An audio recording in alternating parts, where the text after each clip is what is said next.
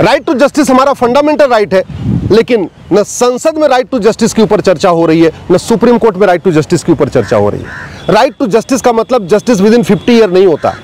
Right to justice का मतलब justice with in year होता है।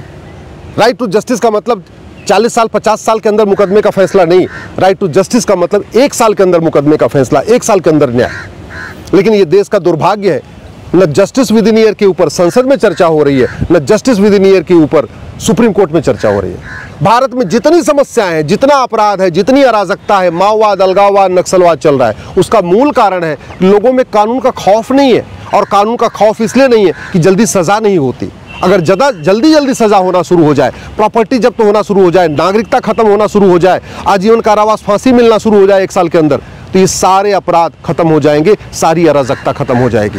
भारत में घूसखोरी, कमीशनखोरी है, जमाखोरी, मिलावटखोरी है, क्योंकि न घूसखोरों को जल्दी सजा होती है, न जमाखोरों को जल्दी सजा होती है, न कमीशनखोरों को जल्दी सजा होती है, न बेनामी संपत्ति वालों को जल्दी सजा होती है, न आय शरीक संपत्ति वालों को जल्दी सजा होती है। भारत में मिलावटखोरी है, कालाबाजारी है, मुनाफाखोरी है, क्योंकि एक तो हमारा कानून घटिया है और ऊपर से मुकदमा चलता है 30-40 साल के बाद में गवाह मुकर जाते हैं और फिर सबूत के अभाव में लोग बरी हो जाते हैं। भारत में गौ तस्करी चल रही है।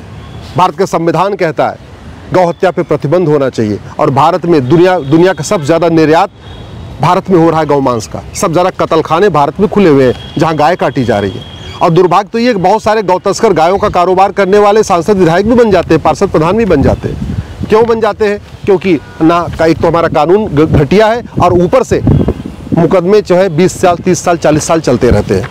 भारत में नशा तस्करी चल रही है, हमारी यंग जनरेशन बर्बाद हो रही है, और नशा तस्करी इसलिए चल रही है कि मुकदमे 20 साल 30 साल चलते हैं। भारत में हथियारों का कारोबार चल रहा है, अवैध हथियारों का कारोबार। भारत में जासूसी है, गद्दारी है, मक्कारी है, सीनाजोरी है, झपटमारी है, क्योंकि कानून का खौफ नहीं है। और कानून का खौफ इसलिए नहीं है कि मुकदमा 20 साल 30 साल 40 साल चलता रहता है, जबकि संविधान कहता है जस्टिस विद इन ईयर हमारा फंडामेंटल राइट है। राइट टू जस्टिस का मतलब जस्टिस विद इन ईयर है। राइट टू जस्टिस का मतलब जस्टिस विद इन 50 ईयर नहीं है, जस्टिस विद इन 30 ईयर नहीं है। राइट टू जस्टिस का मतलब जस्टिस विद इन ईयर है। भारत में जातिवाद है, भाषावाद है, क्षेत्रवाद है, पंथवाद है, और ये काम कर रहे नेता, और इसलिए करते हैं क्योंकि उनको पता है कि सजा तो होगी नहीं।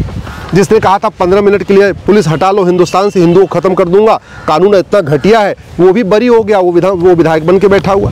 ऐसे बातें करने वाले, जाति भाषा क्षेत्र का जहर घोलने वाले जब सांसद विधायक बन जाएंगे तो देश में तो अराजकता फैलेगी। और ये इसलिए हो रहा है क्योंकि भारत में मुकदमे 20-30 साल चलते हैं और बाद में जो गवाह होते हैं वो बरी हो जाते हैं। जिसने कन्हैया लाल की हत्या किया उसने खुद वीडियो शेयर किया था, हाँ मैंने मारा है। 3 साल से ज़्यादा बीत चुके हैं, एनआईए जांच कर रही, सज़ा नहीं हो पाई। उदयपुर फाइल बन गई लेकिन कन्हैया लाल के हत्यारों को फांसी नहीं हुई। जिन लोगों ने मास बलात्कार किया था जयपुर में कॉलेज की बच्चियों के साथ, उसमें आधे लोग बरी हो गए। 1984 में जिन्होंने सिखों का नरसंहार किया था, आज तक जगदीश टाइटलर को फांसी नहीं हुई। 1990 में जिसने कश्मीर में हिंसा किया था, बलात्कार किया था, हत्या किया था, उस यासीन मलिक को आज तक फांसी नहीं हुई। क्यों? क्योंकि तारीख पे तारीख चल रही है और अभी मामला डिस्ट्रिक्ट कोर्ट में चल रहा है। 1984 में जो सिखों का नरसंहार हुआ उसका मामला भी डिस्ट्रिक्ट कोर्ट में है। 1990 में जो हिंदुओं का नरसंहार हुआ कश्मीर में, उसका मामला भी डिस्ट्रिक्ट कोर्ट में, ट्रायल कोर्ट में है। 40 साल हो चुके हैं सिखों के नरसंहार के और 35 साल हो चुके हैं हिंदुओं के कश्मीर के नरसंहार के, अभी डिस्ट्रिक्ट कोर्ट में है। उसके बाद हाई कोर्ट, फिर सुप्रीम कोर्ट। भगवान जाने उसके बाद क्या होगा, सज़ा होगी या नहीं होगी, या सबूत के अभाव में बरी हो जाएंगे, ये तो भविष्य बताएगा। इसलिए मैं कहता हूँ justice with in year, justice for all, इसके ऊपर चर्चा होनी चाहिए। एक जुडिशियल चार्टर लागू होना चाहिए, एक पुलिस चार्टर लागू होना चाहिए, एक एविडेंस चार्टर लागू होना चाहिए, एक सिटीजन चार्टर लागू होना चाहिए। भारत में 5 लाख बहन बेटियां साल में गायब हो रही हैं, और उसका मूल कारण ये है कि जो लोग ऐसा काम करते हैं उनको सज़ा नहीं हो रही है। भारत में लफ्ज़-ए-जिहाद हो रहा है क्योंकि सज़ा नहीं होती। भारत में ज़मीनों पे कब्जा किया जा रहा है, नदी की ज़मीन हो, पहाड़ की ज़मीन हो, खेल का मैदान हो, हाईवे की ज़मीन हो, रेलवे की ज़मीन हो, इवन सेना की ज़मीन पे कब्जा हो जा रहा है। क्यों? क्योंकि हमने एक तो हमारा कानून घटिया है और दूसरा मुकदमा 20 साल 30 साल 40 साल चलता रहता है।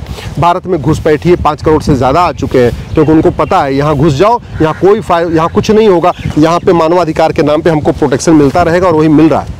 इसलिए कहता हूँ जस्टिस विद इन ईयर लागू करना बहुत ज़रूरी है। भारत में धर्मांतरण हो रहा है, भारत में कट्टरवाद है, भारत में मजहबी उन्माद है, भारत में जिहाद चल रहा है, उसका मूल कारण ये है, एक तो कानून घटिया है, ऊपर से न्यायिक व्यवस्था ऐसी सड़ चुकी है कि 30 साल 40 साल 50 साल मुकदमा चलता रहता है। भारत में झूठ फरेब है, भारत में घटतौली है, भारत में नक्काली है, भारत में चोरी डकैती इतनी ज़्यादा है। उसका मूल कारण ये है कि सज़ा साल भर के अंदर नहीं होती, जस्टिस विद इन ईयर नहीं होता। भारत में चीटिंग है, फ्रॉड है, फोर्जरी है, भारत में हवालाबाजी है, कबूतरबाजी है, पत्थरबाजी है, तोलाबाजी है। इसलिए क्योंकि यहाँ पे सज़ा जल्दी नहीं मिलती। यहाँ हर एग्ज़ाम के पहले उसका पेपर लीक हो जा रहा है। क्यों? क्योंकि पेपर लीक करने वालों को कोई कानून का खौफ नहीं है। और कानून का खौफ इसलिए नहीं है, एक तो कानून घटिया है और ऊपर से न्यायिक व्यवस्था ऐसी सड़ चुकी है कि 30 साल 40 साल मुकदमा चलेगा, 20-30 साल डिस्ट्रिक्ट कोर्ट चलेगा, 10 साल हाई कोर्ट चलेगा, 10 साल सुप्रीम कोर्ट चलेगा। इसलिए कहता हूँ जस्टिस विद इन ईयर लागू करना ज़रूरी है। भारत में फर्जी केस के कारण लोग आत्महत्या कर रहे हैं, फर्जी दहेज केस के कारण, फर्जी SC ST केस के कारण, फर्जी बलात्कार के केस के कारण लोग आत्महत्या कर रहे हैं। उसका मूल कारण ये है क्योंकि फर्जी केस करना अपराध नहीं है, झूठ बोलना अपराध नहीं है, झूठी गवाही देना अपराध नहीं है, झूठी जांच करना अपराध नहीं है, झूठा फैसला देना अपराध नहीं है, झूठे डॉक्यूमेंट बनाना ये भी अपराध नहीं।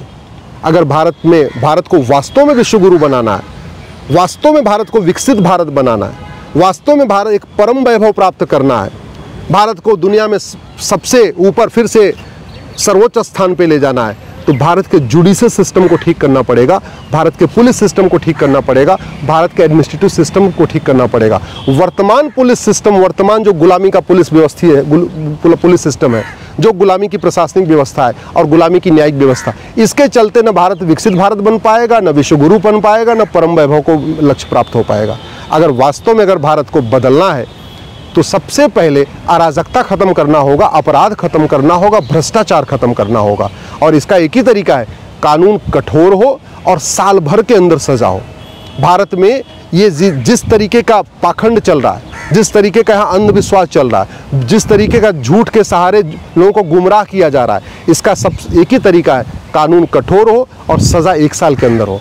भारत में जितनी अराजकता फैला रहे हैं, इसमें ज़्यादातर अराजकता पॉलिटिशियन फैला रहे हैं, पार्षद बनने के लिए, प्रधान बनने के लिए, सांसद बनने के लिए, विधायक बनने के लिए। और वो क्यों फैलाते हैं? क्योंकि राजनीति सबसे ज़्यादा फायदेमंद धंधा है। राजनीति फायदेमंद धंधा है, 5 करोड़ लगाओ 50 करोड़ कमाओ।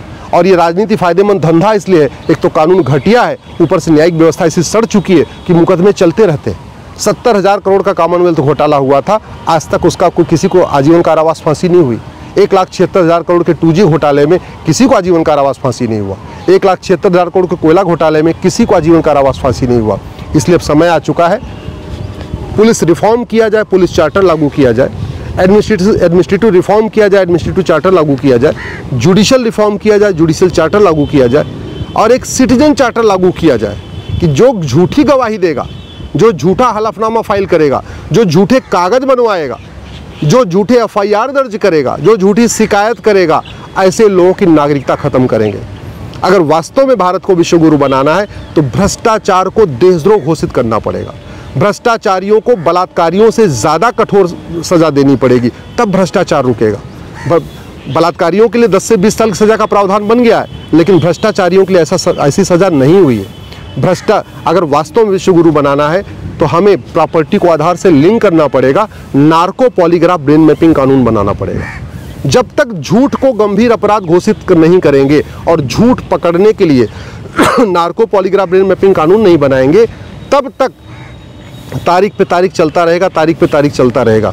इसलिए मैं माननीय प्रधानमंत्री से आग्रह करता हूँ, माननीय चीफ जस्टिस ऑफ इंडिया साहब से आग्रह करता हूँ, संसद में भी जस्टिस विद इन ईयर के ऊपर चर्चा करिए, सुप्रीम कोर्ट में भी जस्टिस विद इन ईयर के ऊपर चर्चा करिए, और संसद और सुप्रीम कोर्ट मिलके एक ऐसा सिस्टम बनाए कि 1 साल के अंदर मुकदमों का फैसला हो जाए और कानून ऐसी सज़ा मिले कि पहला अपराध करने के बाद आदमी दोबारा अपराध करने की हिम्मत न पड़े।